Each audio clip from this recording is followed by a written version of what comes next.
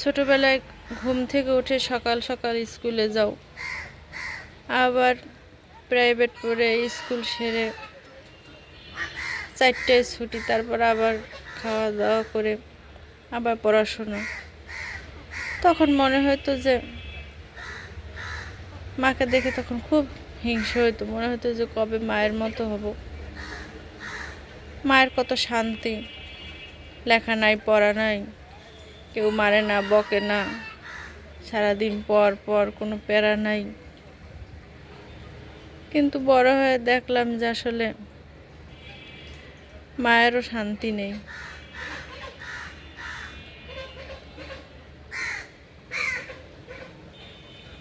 ভাবছিলাম যে মায় কত স্বাধীন,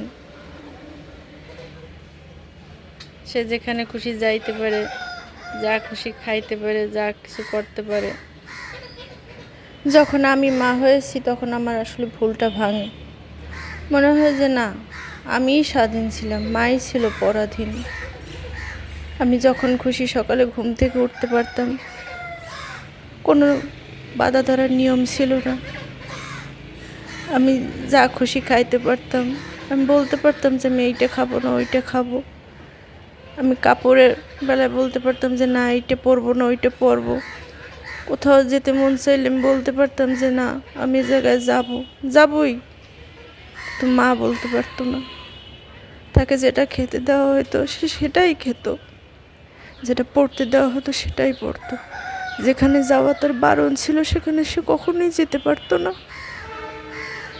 আসলে আমি তো স্বাধীন ছিলাম, মাই ছিল পরাধীন।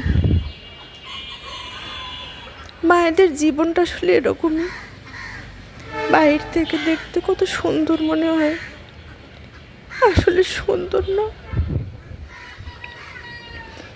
আমরা যেরকমটা দেখি সেরকমটা আসলে নয়।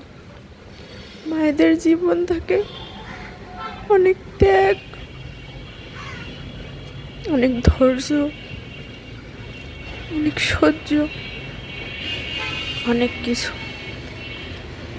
যারা তার আপন থাকে তাদেরকে ছেড়ে যারা পর তাদেরকেই আপন করতে হয়, আপন করার অভিনয় করতে হয়।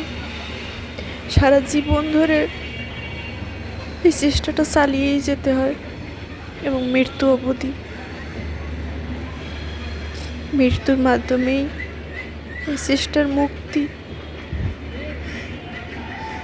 একজন মা হতে যে, কারো বউ হতে যে কত যে ত্যাগ তিনি করে আসেন, সেটা আসলে যতক্ষণ না পর্যন্ত আমরা মা হই ততক্ষণ বুঝতে পারি না। আমাদের কাছে মনে হয় যে মাই বুঝি স্বাধীন, মায়েরই বুঝি সব অধিকার আছে। আসলে তার কোনোই অধিকার নাই।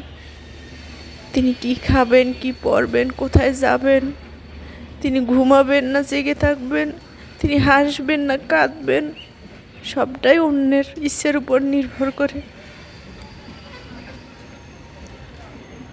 নিজের ইচ্ছে সে হাসতেও পারে না, কাঁদতেও পারে না, তাহলে নানান কৈফিয়ত দিতে হয়। সবাইকে জনে জনে বুঝাইতে হয় তার কষ্টের কারণ।